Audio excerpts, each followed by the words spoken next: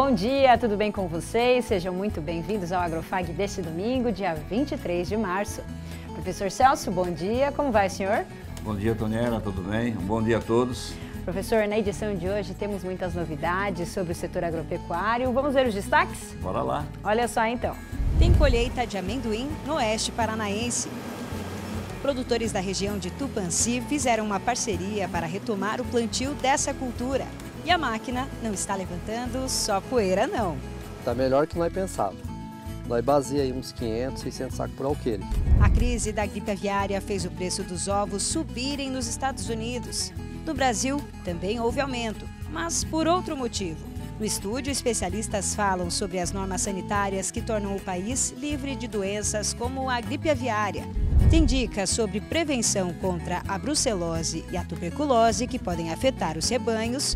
Você vai saber mais sobre o cultivo da seriguela e conhecer um pulverizador inteligente que só aplica defensivos nas áreas que realmente precisam.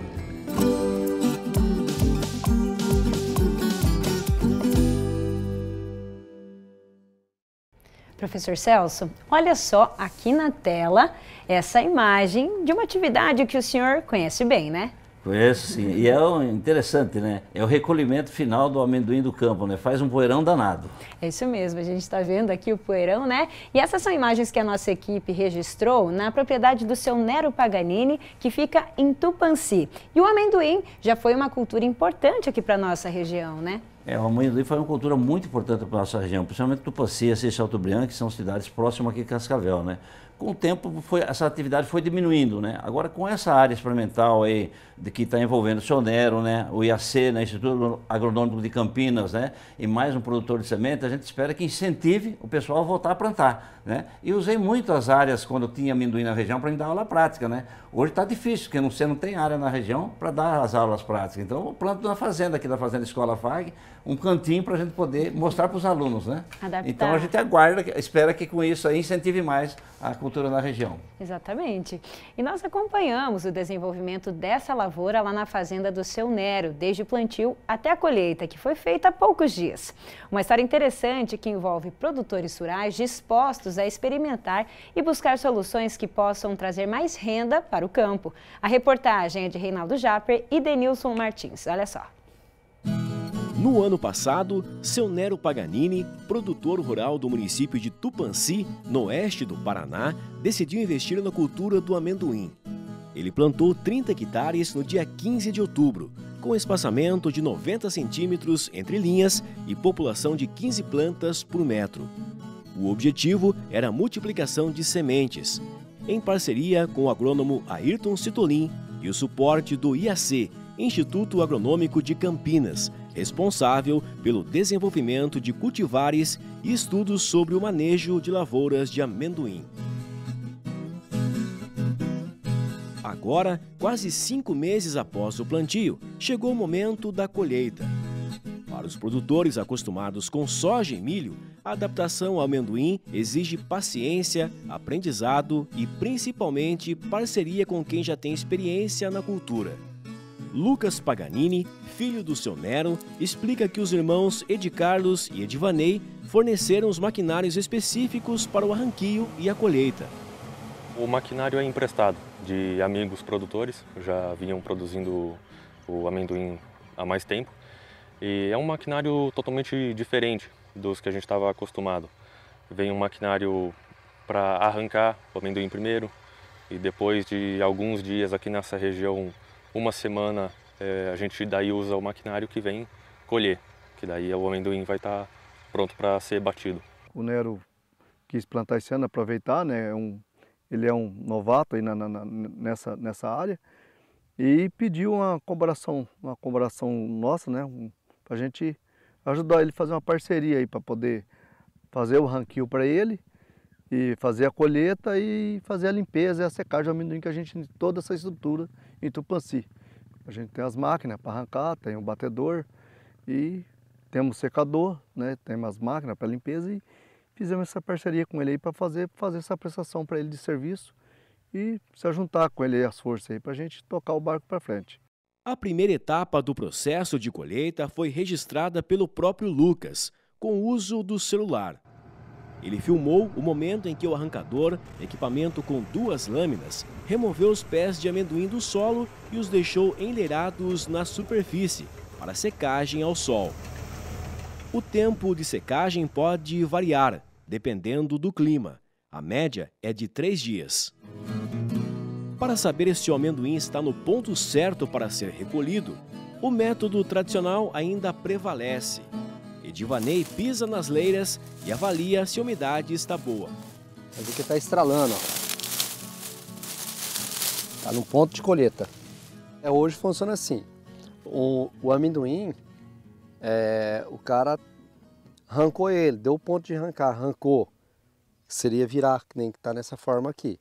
Você já tem que entrar moendo, colhendo ele. Não pode vacilar. Tem que entrar já, porque é muito fácil você perder ele. Aí desde quando ele pegar várias chuvas, levar paulada, então ele já vai para mercado de óleo. Ele dá aflatoxina muito fácil.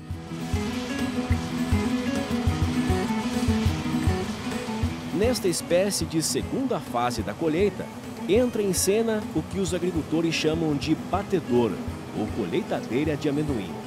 Essa máquina é acoplada a um trator, recolhe as plantas secas e separa os grãos dos pés.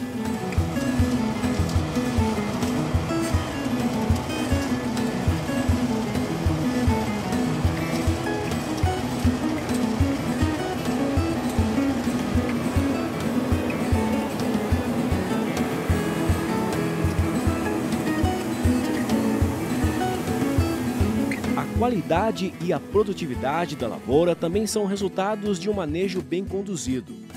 O controle de pragas e doenças seguiu as recomendações técnicas, como explica o engenheiro agrônomo Ayrton Citolin. É uma área que é a primeira vez que a gente planta amendoim aqui. Nós plantamos essa cultivar para sementes, uma cultivar do IAC, o L6. É uma cultivar nova, inclusive, do IAC. E aí foi plantado dia 15 de outubro, nós estamos colhendo hoje. Começou a colheita agora há pouco e aparentemente está muito boa. Uma lavoura que veio muito sadia, qualidade do grão a gente dá para ver que é muito boa, estamos colhendo. E esperamos agora fechar a área amanhã para ver a produtividade, mas está prometendo ser uma cultura muito produtiva e desenvolveu bem aqui. Questão de doenças, pragas, teve algum manejo específico ou não? Então, foi bem manejada, né? Fizemos a recomendação que o IAC fez para nós aí, então controle de pragas e doenças foram feitos nos períodos que foi pedido, né? E não aconteceu nada de errado, a planta veio sadia, né? Veio no período certo e eu acho que vai produzir bem. Está muito bom. Está dentro da expectativa que a gente está melhor que nós pensava. Como ele é um amendoim que a fórmula dele já é mais para terra mista e areia, e ele foi plantado nessa terra do Nero aqui com muita argila, uma terra forte, e o amendoim cavalo ele é bem aceitado. Esse daqui já é um pouco menos aceitado e aqui ele deu um bom resultado. Pelo que a gente está olhando aqui, a carga desse amendoim dele, nós baseia aí uns 500, 600 sacos por alqueire. Lucas Paganini destaca que a diversificação tem sido uma estratégia aqui na propriedade, sempre apostando em novas culturas e testando a adaptação para a região. A gente apostou já na pipoca, no arroz, daí agora o amendoim. A gente vai diversificando para ver o que a cultura vai surpreendendo a gente com a sua produtividade, com o seu operacional e comparar com o que a gente está acostumado, soja, milho, e daí a gente vai vendo o que ela consegue agregar para a gente. Trazendo uma visão geral aqui desse amendoim, como que você, o seu pai, avaliou essa questão aqui? Deu uma boa produtividade? É que na verdade não dá para saber a produtividade ainda, mas fazendo uma avaliação geral assim, vocês acharam que foi bom? A gente acha que foi bom, sim. A gente tem só esse ano como experiência, estamos colhendo agora. A gente acha que pode dar uma boa média. Eu acredito que talvez uns 500 sacos por alqueire. Pode ser uma média que A indústria considera uma boa produtividade.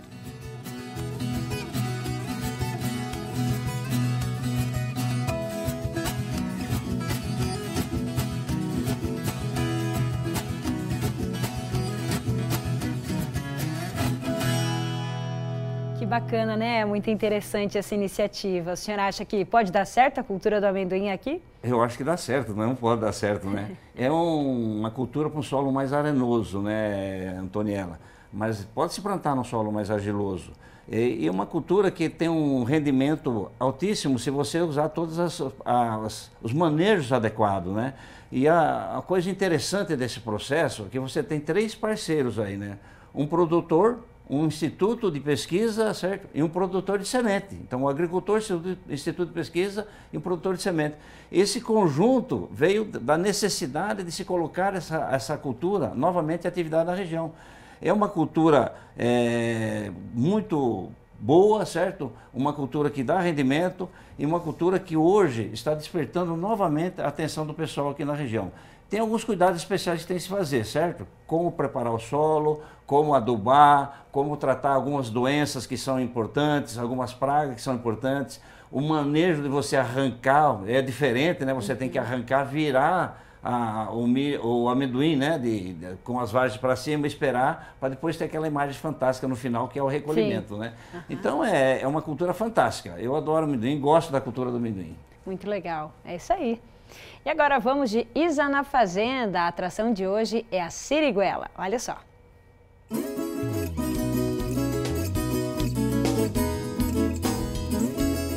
A siriguela é uma fruta tropical típica do Nordeste brasileiro, conhecida por seu sabor adocicado e levemente ácido. Apesar de uma grande aceitação entre os consumidores locais, a comercialização em larga escala ainda é limitada. A fruta, que pertence à família das anacardiáceas, é consumida in natura, na forma de sucos, doces e até licores. O cultivo da siriguela se adapta bem a regiões quentes e secas, sendo uma cultura resistente à estiagem. O plantio pode ser realizado por sementes ou por propagação vegetativa, como enxertia e estacas.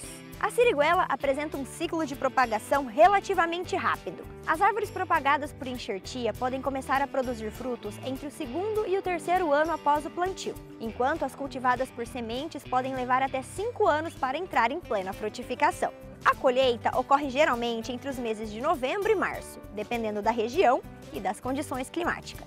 Os frutos são colhidos manualmente, quando atingem a coloração avermelhada ou alaranjada, indicando o ponto ideal de maturação. Os tratos culturais incluem irrigação moderada nos primeiros anos de crescimento, podas para estimular a frutificação e adubação equilibrada. Além disso, o controle de pragas como brocas e cochonilhas é essencial para evitar perdas na produção. A siriguela tem algumas características que dificultam a sua popularização nos grandes centros urbanos. Primeiro, sua casca fina e polpa suculenta tornam o transporte delicado, aumentando as perdas pós-colheita. Além disso, sua sazonalidade curta faz com que esteja disponível por um período reduzido no mercado, o que encarece o preço e dificulta a fidelização dos consumidores. Outro fator que limita a produção comercial em larga escala é a falta de investimento em tecnologias de pós-colheita e conservação. Diferente de outras frutas tropicais, a siriguela ainda é produzida principalmente em pequenas propriedades com pouco manejo tecnológico. Apesar dos desafios, a siriguela tem potencial para ganhar mais espaço no mercado, principalmente com a valorização de produtos regionais e o interesse crescente por frutas exóticas. Investimentos em logística, pesquisa de conservação pós-colheita e processamentos podem ampliar sua comercialização e inseri-la em mercados mais exigentes. Com o desenvolvimento de técnicas que aumentem sua durabilidade e facilitem o transporte, a siriguela pode deixar de ser apenas uma iguaria nordestina e conquistar o paladar de consumidores de todo o Brasil e até do exterior. Não deixem de acompanhar o Agrofag nas redes sociais. Nos vemos na próxima semana. Até mais! Obrigada, Isa! E um recado para você que quer participar do Agrofag, esclarecendo dúvidas, enviando fotos e vídeos, compartilhando informações e novidades aí da sua região ou sugerindo assuntos que podemos tratar aqui. Entre em contato com a gente pelo WhatsApp, é no 45-3321-3970. Nós estamos em todas as redes sociais, no Instagram, TikTok, YouTube e também lá no Facebook. Participe com a gente. O assunto agora diz respeito à produção pecuária. É a prevenção contra duas doenças que podem afetar o gado, a brucelose e a tuberculose. Eu fui até o Hospital Veterinário aqui do Centro FAG e conversei com o professor Carlos Thomas sobre os cuidados que os produtores devem ter, principalmente com a prevenção contra essas doenças. Acompanhe. A gente está aqui para falar sobre duas doenças que podem ser muito prejudiciais para o rebanho leiteiro, principalmente, que é a tuberculose e a brucelose.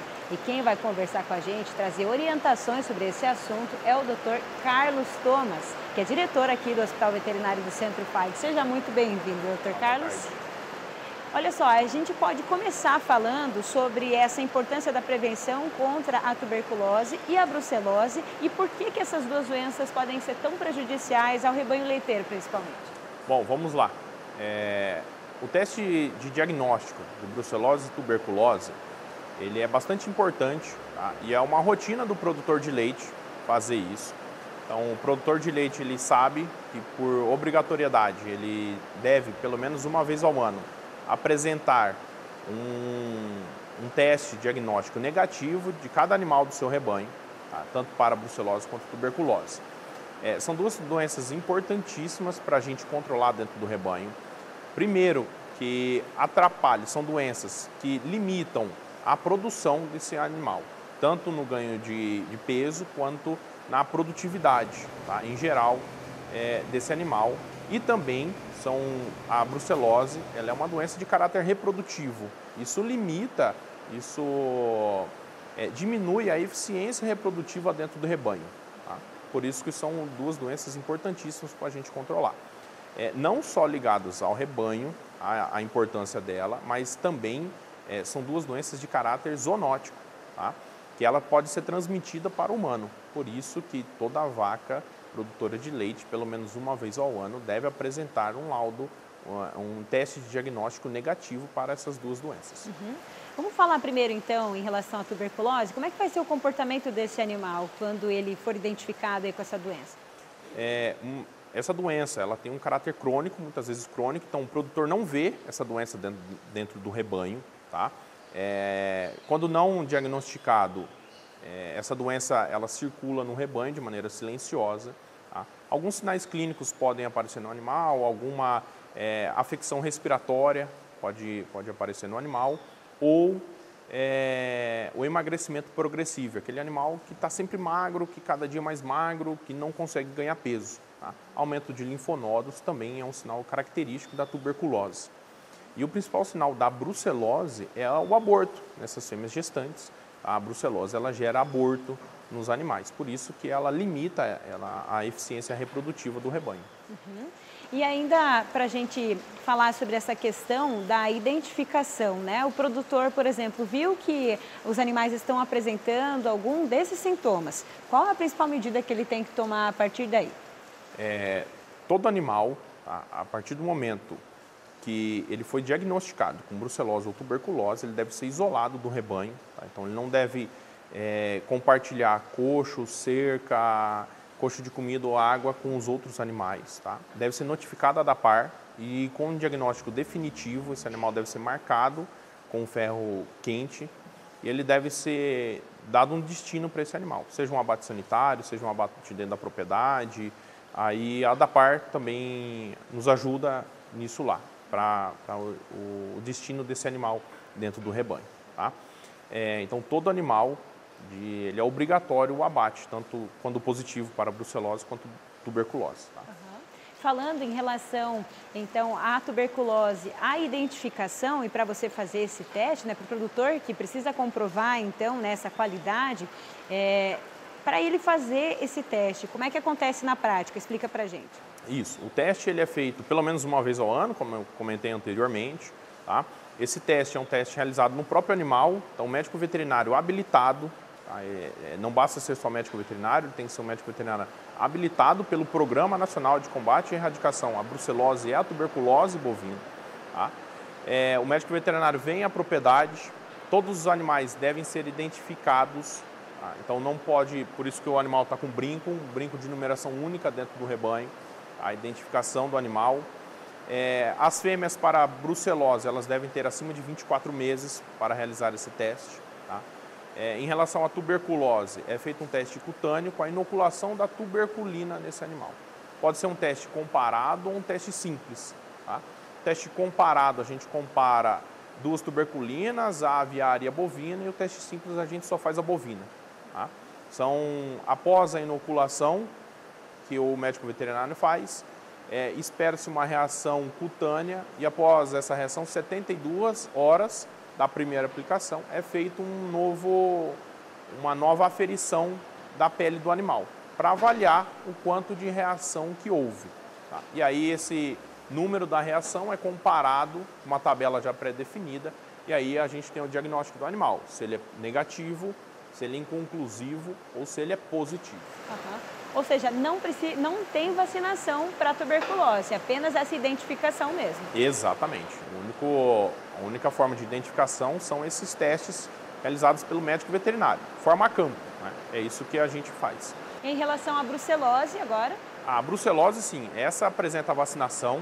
Toda fêmea bovina, ela deve ser vacinada entre 3 e 8 meses de idade, com a vacina B19. Tá? E a partir dos 24 meses de idade, ou seja, quando essa fêmea completa 2 anos, é aí que a gente começa a fazer os testes de diagnóstico para brucelose nessa fêmea.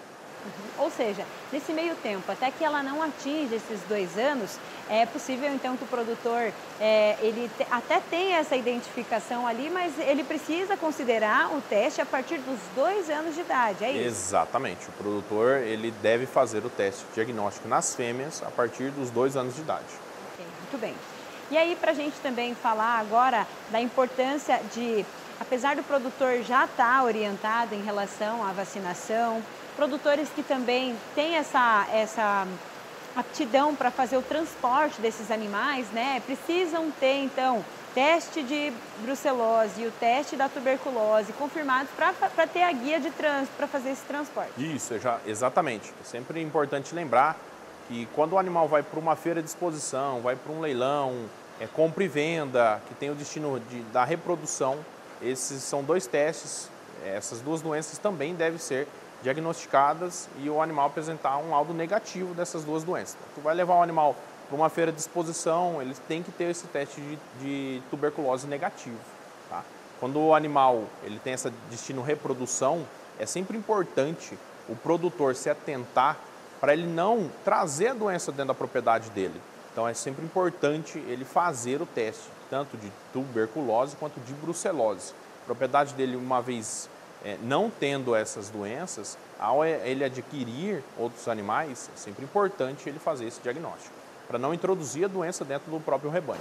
Dr. Carlos, obrigada pela participação aqui com a gente e até uma próxima oportunidade. Eu que agradeço, até uma próxima. Hora de conferir como fecharam os preços do mercado agrícola. O valor da saca da soja encerrou a semana em R$ 117,00 em Cascavel, o milho R$ 69,00 e o trigo R$ 78,00. Depois do intervalo, vamos falar sobre o aumento no preço dos ovos de galinha. Nos Estados Unidos, a crise no controle da gripe aviária fez os preços subirem. No Brasil, os motivos do aumento foram outros, entre eles o custo de produção e o calor extremo. No estúdio, especialistas analisam esse momento da avicultura mundial. É daqui a pouco.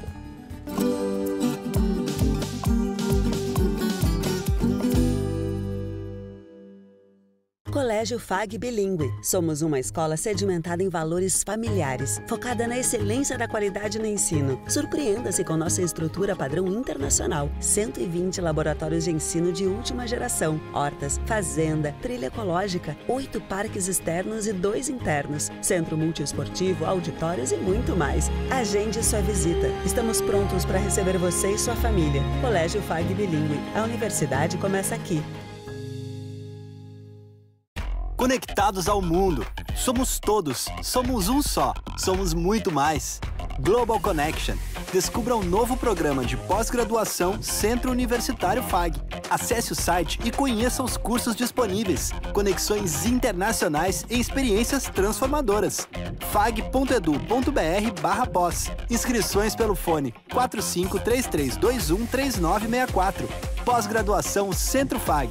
Global Connection. Realize. Vestibular agendado Centro FAG. Ingresso imediato para todos os cursos via segunda graduação, vestibular agendado, prova online ou nota do Enem. Inscreva-se e aproveite o desconto especial de primeira mensalidade. Passaporte 40+ exclusivo FAG. Acima dos 40 anos, sua idade é convertida em desconto na mensalidade. E o passaporte é válido até o final do curso. fag.edu.br/agendado. Centro Universitário FAG. Aqui você realiza.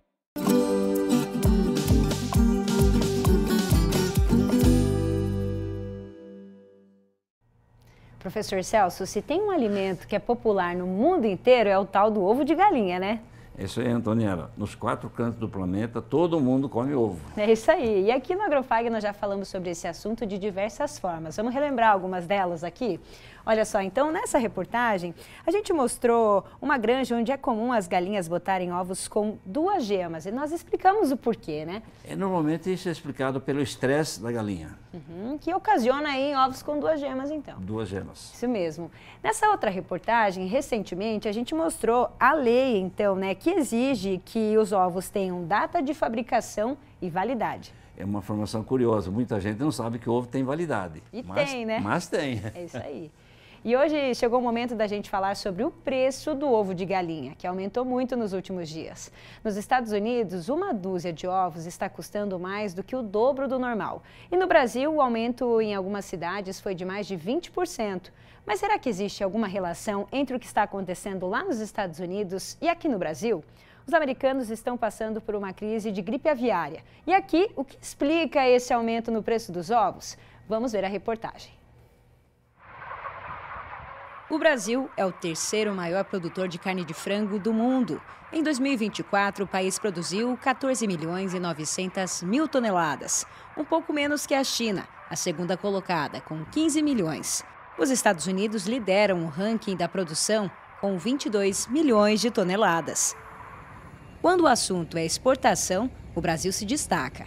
O país é responsável por 39% do mercado global de carne de frango, tendo como maiores compradores a China, os Emirados Árabes Unidos, o Japão e a Arábia Saudita. Um dos fatores que colocam o Brasil nessa posição de líder em exportação de carne de frango é o rigoroso controle de sanidade, que mantém os aviários daqui livres de doenças como a gripe aviária, por exemplo. O mesmo não acontece em outras partes do mundo.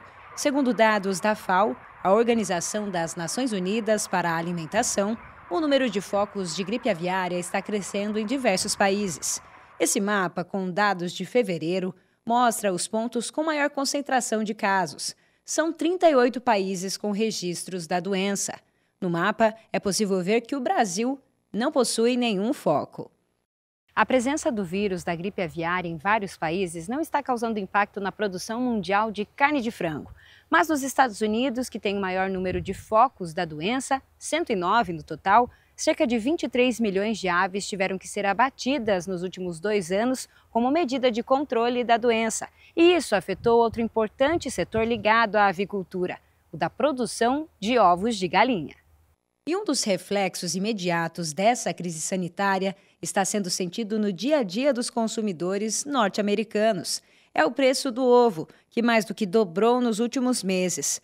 Nós conversamos com o engenheiro agrônomo Ivo Zution, que é brasileiro e atua como professor na Universidade de Nebraska. Ele fala sobre a dificuldade até de encontrar esse produto nas prateleiras. O americano não vive sem ovos no café da manhã. E o acesso está complicado. Aqui na região, no meio oeste americano, a gente consegue encontrar os ovos a preço de $6, $7 a dúzia, o que é muito caro já, né?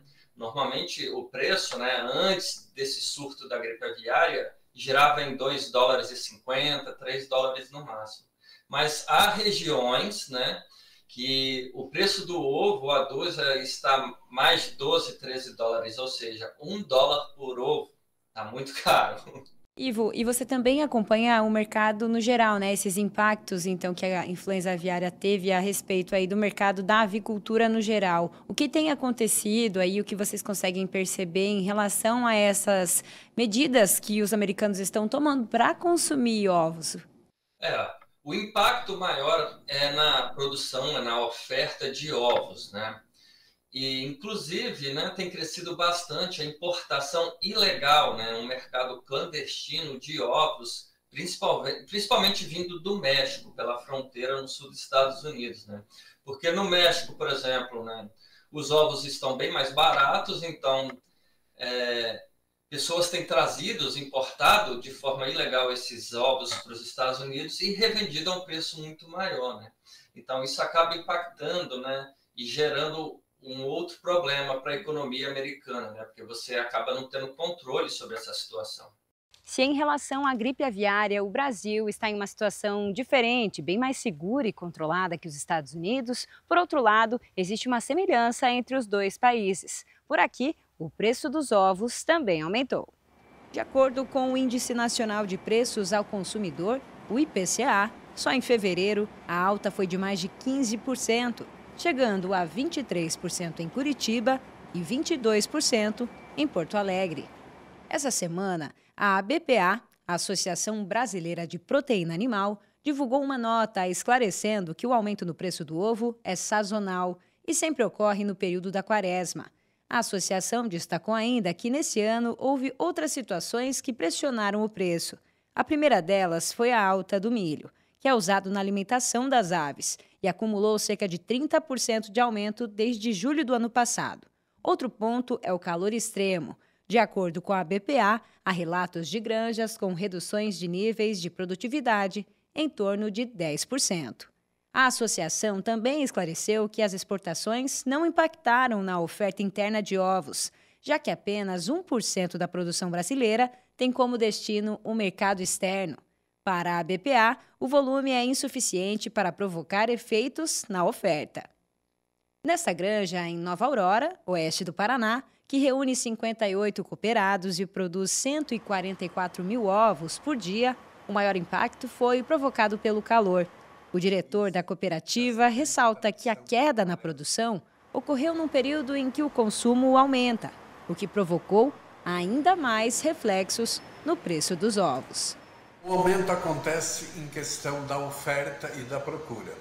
A procura por si aumentou, a volta às aulas que aconteceu, a quaresma que começou, deu início, já se tem uma tradição de na quaresma consumir mais ovos e a produção bastante reduzida por motivo do grande calor que aconteceu.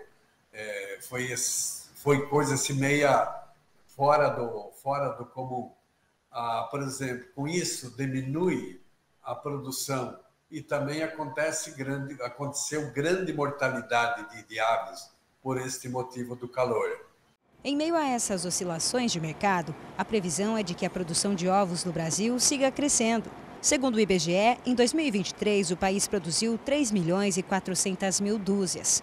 Em 2024 foram 3 milhões e 800 mil, um aumento de mais de 11%. Com as granjas seguindo à risca os rigorosos protocolos de segurança, a tendência é de que o setor se fortaleça cada vez mais, inclusive com o aumento nas exportações. Aqui no estúdio a gente segue conversando a respeito desse aumento no preço dos ovos. Se lá nos Estados Unidos a gripe aviária tem causado então esse impacto no mercado, né, avícola, aqui no Brasil a gente não tem esse problema com a gripe aviária, mas uma série de medidas vem sendo tomadas para controlar esse cenário. Então a gente vai conversar sobre esse assunto com a doutora Luciana Monteiro, médica veterinária e fiscal de defesa agropecuária da DAPAR. Seja muito bem-vinda, doutora. Bom dia.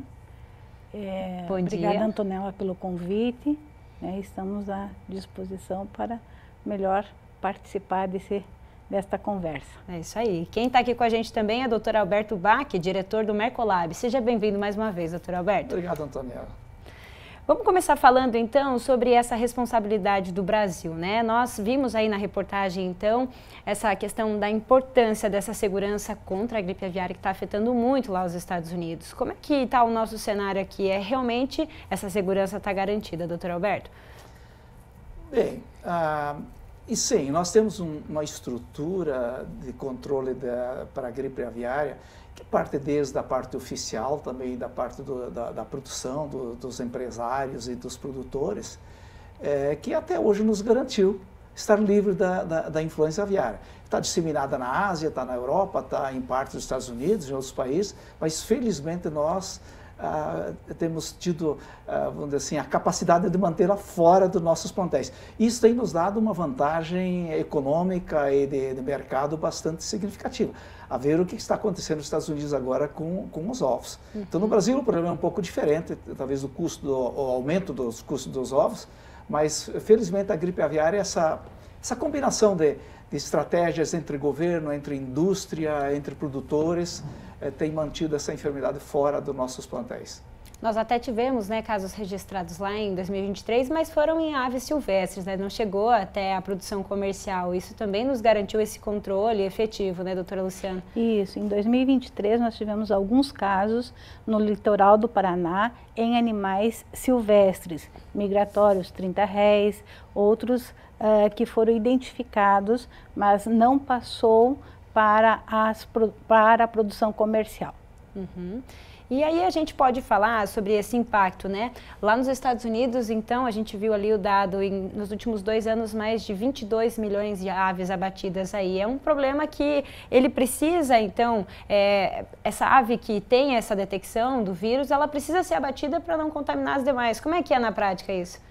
A prática diverge um pouquinho entre países. Em áreas do mundo onde ela é endêmica, a utilização de vacina faz parte da rotina para o controle. Mas tem suas vantagens e suas desvantagens. Os Estados Unidos optou até o momento pela erradicação. Então, quando acontece surtos, os plantéis acometidos é eliminado, aqueles que estão ao redor também são eliminados. Se chegar no Brasil, nós estamos torcendo que não chegue, estamos fazendo tudo para não chegar, também inicialmente a estratégia vai ser para a erradicação. Então, há uma eliminação de um grupo bastante grande e significativo de aves, mas tem se mostrado, para o início, pelo menos, a melhor alternativa que tem. E se não for possível controlar, aí o uso da vacina é uma alternativa. Mas no Brasil não vai ser a primeira opção se na eventualidade ocorrer a influenza. Uhum. Doutora Luciana, nos Estados Unidos o impacto foi a gripe, né? Sim. No Brasil nós temos um aumento de preço. Qual a razão desse aumento de preço se nós não exportamos tanto ovo assim? O que a gente pode relatar ou associar esse aumento de preço ao aumento no valor dos produtos para produzir ração, como por exemplo o milho, como foi comentado no vídeo, mas também o período, né? O período da quaresma é bem característico, sazonal, todos os anos há um incremento, não tão forte quanto este ano. Acredito que outro ponto bastante importante que tenha sido foi o alojamento de novas aves para produção desses ovos. No ano de 2024, devido à dificuldade em manter os plantéis, teve muitos produtores que não fizeram repovoamento. Então, a produção de ovos está relativamente mais baixa este ano, né? Comparado, uma oferta menor, certo? Então, eu acho que todas essas situações que levaram a um aumento significativo desses ovos. Porque a gente vê a gripe aviária, né, nos Estados Unidos como responsável. Todo mundo pensa que isso elevou o preço, né? É errônea essa ideia, né? Isso. Hoje, perguntando para os dois aí, né? Hoje, como que nós estamos no monitoramento da gripe aviária? Como que está o monitoramento do Brasil? E como isso pode refletir se ocasionar chegar aqui no Brasil, essa doença? Então, hoje nós fazemos tanto a vigilância passiva quanto a vigilância ativa para essa doença, tá? Como a vigilância passiva. Então, todas as empresas, quando tem alguma situação que identifique uma alta mortalidade ou alguma sintomatologia nervosa, respiratória, eles obrigatoriamente têm que notificar a ADAPAR, ou o órgão de fiscalização do seu estado.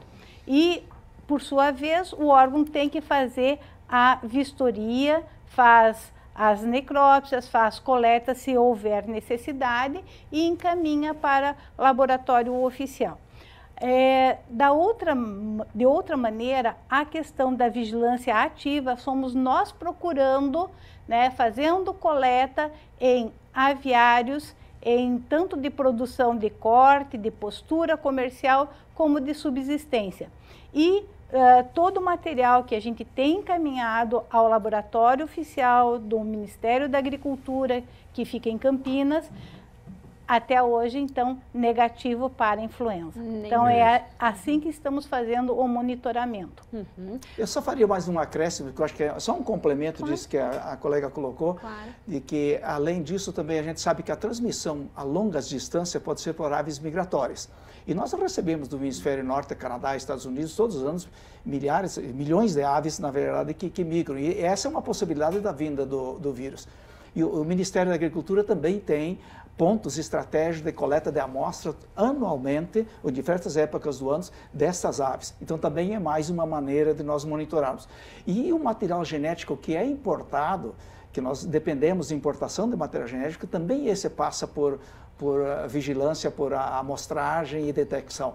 Então, é essa soma de ações, né? Exatamente, de ações é que garantem nós sermos um dos grandes produtores do mundo de aves e ainda livres de influenza.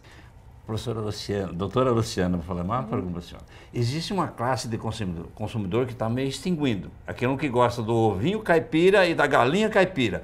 Como é que faz nesse ponto, nesse nicho aí para ter o controle? Essa é a nossa grande preocupação, sim, professor. Então, o que nós pedimos é que os produtores mantenham seus cadastros atualizados junto à ADAPAR e nós orientamos que esses produtores, eles tentem o máximo possível deixarem essas aves fechadas.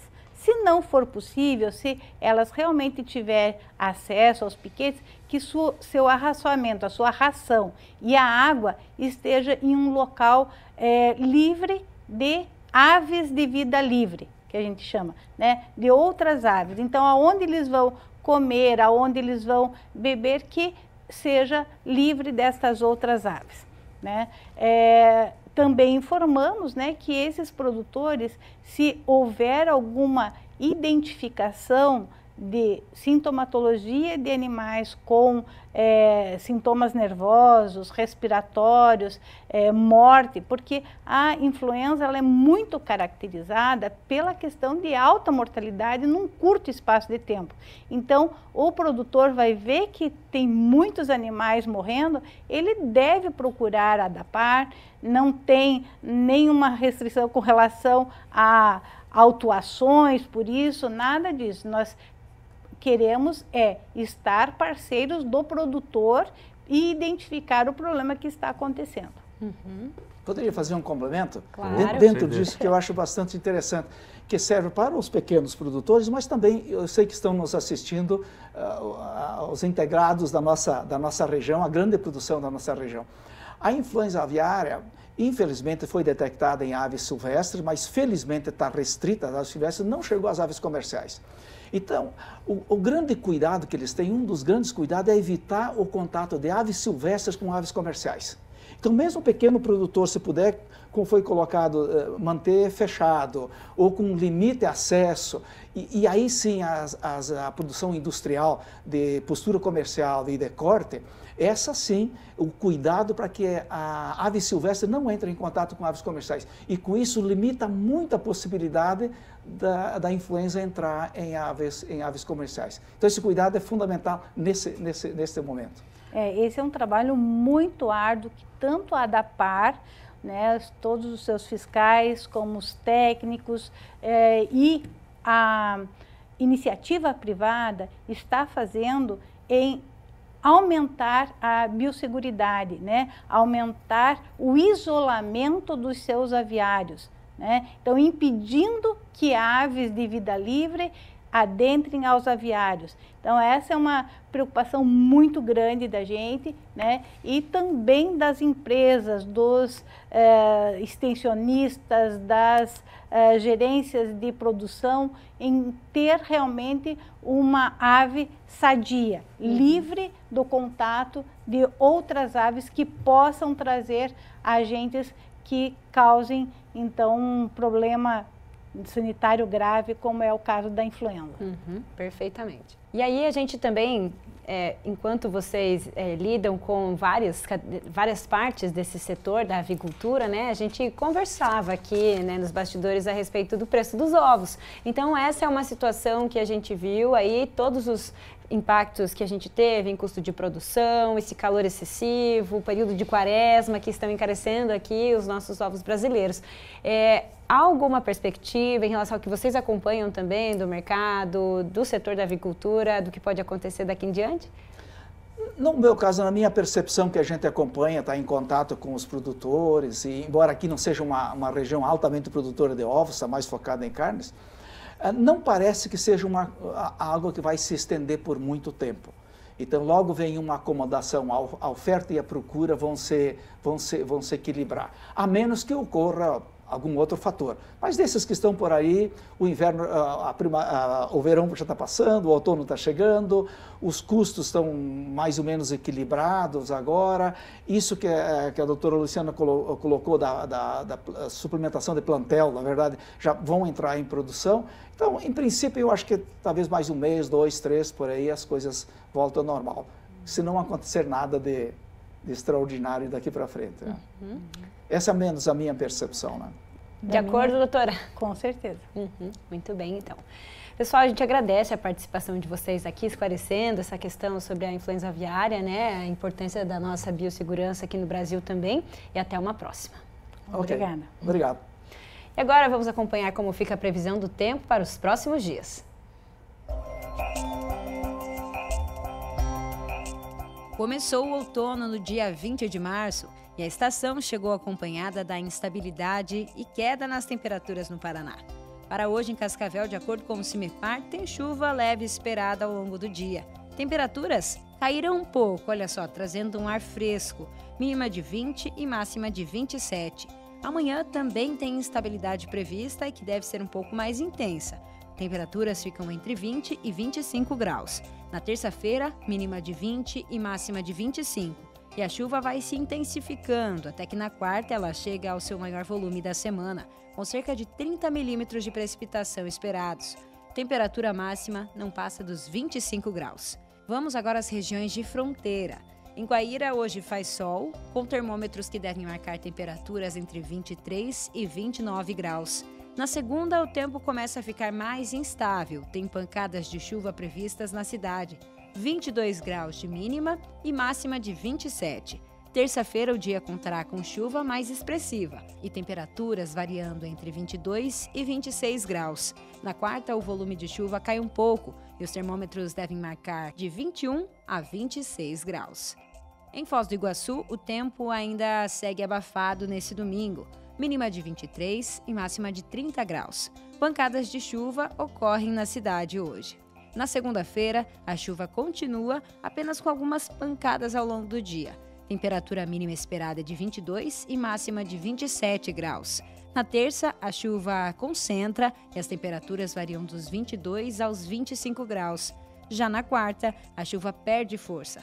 Ainda assim, a cidade continua com tempo bastante instável. 22 graus de mínima e 26 graus de máxima esperados. No próximo bloco, você vai conhecer como funciona esse pulverizador inteligente. É já já!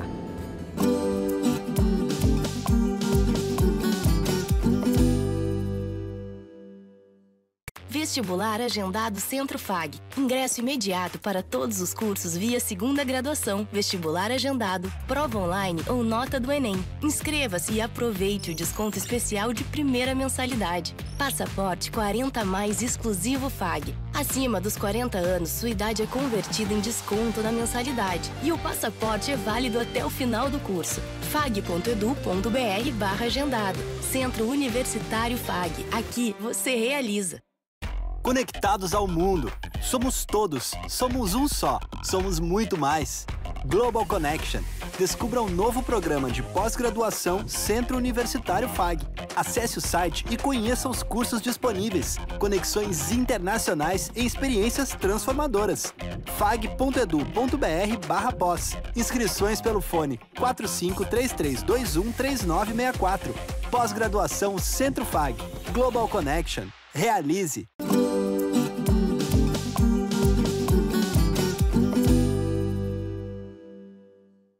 A gente continua mostrando aqui no Agrofag algumas das atrações do Show Rural Copavel em reportagens que produzimos durante o evento. Agora vamos conhecer um pulverizador inteligente que identifica na lavoura de forma muito precisa as plantas que devem receber os defensivos. É um sistema controlado por fotos de forma instantânea. Olha só. O assunto agora é tecnologia de aplicação. A gente veio até o estande da Stara para conhecer um pulverizador que traz mais economia com uma tecnologia bem avançada. Quem vai falar com a gente sobre esse assunto é o Gabriel Fabiani, que é marketing de produto da Stara. Seja bem-vindo, Gabriel. Muito obrigado, é sempre uma satisfação receber vocês e quem nos assiste também. É sempre uma satisfação a gente estar aqui na feira e estar apresentando as soluções que a Stara traz para o agronegócio brasileiro. A gente costuma sempre falar que a Stara tem na sua essência o DNA de tecnologia e nós percebemos que o agricultor percebe isso muito na nossa empresa. Então, ao longo das feiras, eventos, o produtor sempre nos procura perguntando assim, e aí, o que vocês têm de novidade para nós, né, para o agronegócio? Então isso é muito gratificante para nós. Isso aí. E uma dessas novidades que vocês trazem para a feira, então, nessa edição do Show Rural, é o pulverizador que está logo atrás da gente, né? Um pulverizador aí de 36 metros de barra, com uma tecnologia que tem chamado a atenção. Ele consegue fazer a identificação e aplicar somente onde é necessário, né? Exatamente. Uma das tecnologias que nós estamos trazendo para o mercado, nova aqui para o Show Rural Copavel, que está chamando bastante atenção dos agricultores, é o sistema de pulverização localizado, a gente chama de EcoSpray. Então, nós já temos o nosso Imperador já há anos no mercado e agora nós agregamos uma nova tecnologia em cima da máquina, que é fazer a pulverização de herbicidas localizados somente onde a gente tem plantas daninhas na lavoura. E aqui a gente tem 3 principais benefícios para o agricultor. O primeiro benefício é o controle eficiente e direcionado das ervas daninhas que estão presentes nas lavouras, que hoje o agricultor enfrenta uma certa limitação de produtividade com essas plantas daninhas que tem uma certa mato-competição no meio das culturas. A cultura principal ali, né? Exatamente. Então esse é o principal benefício, economia de herbicidas. O segundo o primeiro seria o controle, o segundo seria a economia de herbicidas. Por que pulverizar na área total se a gente tem plantas específicas nessa lavoura? Então, o pulverizador vem com a funcionalidade de economizar e aumentar a rentabilidade do produtor. E o terceiro, e não menos importante, também tem o amparo ambiental, o cuidado com o meio ambiente. Afinal de contas, o solo ele é vivo, tem bactérias vivas nesse solo. Então a gente consegue também ter a preservação ambiental aí através do uso dessa tecnologia. Com certeza, 3 benefícios aí para o produtor rural e para a natureza também. Eu queria que você explicasse para quem está nos acompanhando, Gabriel, como essa tecnologia ela vai realizar essa aplicação direcionada e também tem um termo que vocês usam que é verde sobre marrom e verde sobre verde. Explica pra gente esses conceitos, do que se tratam. Bom, vamos lá então. A máquina, ao longo da barra de pulverização, nós temos sistemas de câmeras e essas câmeras elas têm uma inteligência artificial e elas batem fotografias ao longo da lavoura. E através dessa inteligência artificial, o sistema ele consegue distinguir o que é a planta daninha do que é a cultura, por exemplo. E aí a gente tem 2 modos de aplicação.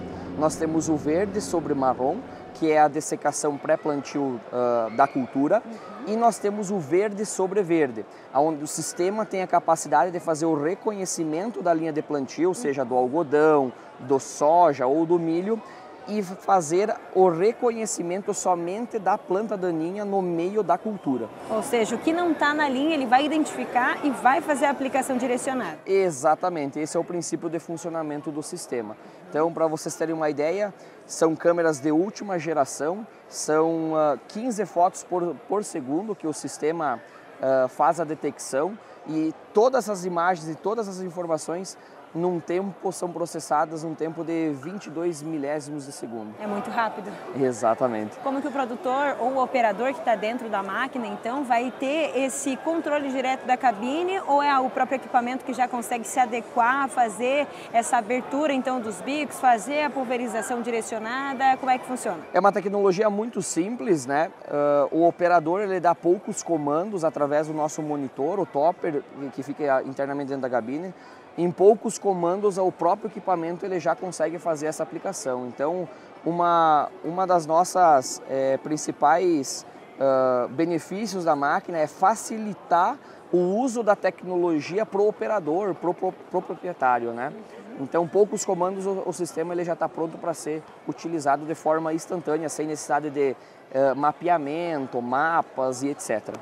Ainda falando desse avanço na tecnologia de aplicação, Gabriel, vocês têm então esses bicos que são aí, né, que tem a possibilidade de aplicar quando está uma menor velocidade, vai direcionar, ele mesmo já vai se controlar ali a vazão, ou quando está fazendo uma curva com o equipamento, né, vai se adequar ali ao terreno. O que você consegue identificar para a gente também, para quem nos acompanha, essa aplicação ali direto do bico, ele já vai abrir mais, abrir menos quando necessário. Exatamente. Além do sistema de pulverização localizado que equipa o Imperador, nós temos também o sistema de dupla linha de pulverização.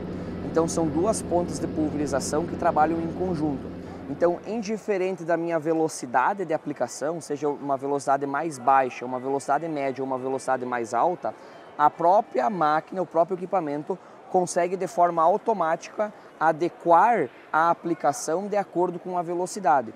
E isso traz para nós mais produtividade da máquina e mantém a qualidade de pulverização, mantém o tamanho de gota durante a aplicação, indiferente da velocidade de aplicação da máquina.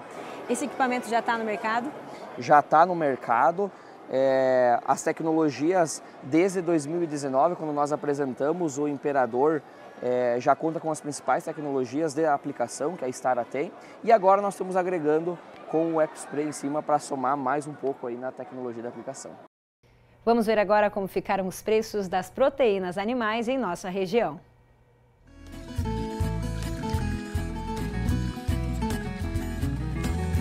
A arroba do boi gordo, R$ 311,25. O quilo do suíno, R$ 6,47 e o quilo do frango, R$ 4,22. Chegou o momento das redes sociais em que a gente mostra as imagens que vocês enviaram ao longo da semana para a nossa equipe e também sugestões de cursos, eventos daqui em diante. A gente começa mostrando então essa sequência de fotos que o Eduardo Romani, que é parceiro nosso aqui no programa, enviou direto da Expo, direto lá em Não Me Toque, no Rio Grande do Sul, né, professor? Expo Direto é uma referência nacional, né? Muita tecnologia, muitas coisas acontecendo lá. Uma grande feira agropecuária, né, que reúne aí tecnologia para o campo, agroindústria familiar. Olha só, a gente está vendo nessas imagens, então, aqui, né, muita movimentação do público nessa feira que foi realizada do dia 10 ao dia 14 de março, então, lá em Não Me Toque, no Rio Grande do Sul. Obrigada, Eduardo, pelas fotos. Um abraço para você. Seguimos aqui. Vamos mostrar agora esse que é um relato que a Joyce Regis, que é acadêmica de Medicina Veterinária do Centro FAG, enviou para a nossa equipe também, né? Ela publicou no Instagram e mandou lá para a nossa equipe. Enquanto a cidade dorme, ele segue firme, cultivando sonhos e alimentos com as próprias mãos. O campo não conhece relógio e o amor pelo que se faz ilumina até as noites mais escuras. Então, bem filosófica. Filosófica, eu achei muito legal essa frase dela e ela colocou aqui pra gente, olha só, ela explicou que esse é o Cláudio Linhar, lá de Raul Penha, no Paraguai, trabalhando na madrugada. É sempre assim, o campo não para, né? O campo não para. Obrigada, Joyce, pelo envio da foto aí para a nossa equipe também. Seguimos, então, vamos falar agora sobre os cursos, né? Curso do Senar, junto com o Sindicato Rural de Cascavel, sobre agricultura orgânica. Vai ser realizado, então, na Areac, dia 2, 3 e 4 de abril, das 8 horas da manhã às 5 da tarde. Temos também aí a indicação para outro curso, que é o de Planejamento na Olericultura, Produção, Plantio e Comercialização, lá no Parque de Exposições Celso Garcia Cid, sede da Rural Leite. Então, no dia 7 até o dia 11 de abril. Para contato, Quem quiser saber mais informações a respeito desses cursos, ligue no 45999420063 ou então mande uma mensagem lá no WhatsApp. Temos também aqui a indicação do curso de inseminação artificial em bovinos. São aulas teóricas e práticas, certificado ao final do curso, idade mínima 14 anos. Então, quem quiser saber mais informações a respeito dessa formação que vai acontecer no dia 5 e 6 de abril, aqui em Cascavel, ligue nesse telefone que está na tela. Olha só, 459-9155-5717. É isso aí, esse é o último recado então das nossas redes sociais. Professor Celso, obrigada mais uma vez pela parceria durante o programa de hoje. Uma ótima semana e até o próximo domingo. Uma ótima semana para ti. Até o próximo domingo, pessoal. Tchau, tchau, pessoal. Até semana que vem com mais Agrofag. Até lá.